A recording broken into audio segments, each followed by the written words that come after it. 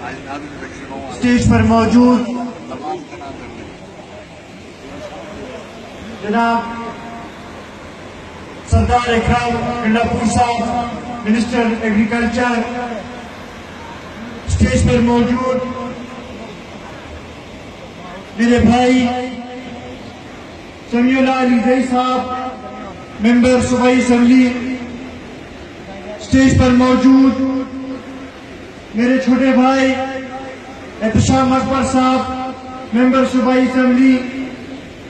stage पर मौजूद district Nazim ये खान अजीजुल्लाह खान अलीजई साहब, स्टेज पर मौजूद मेरे भाई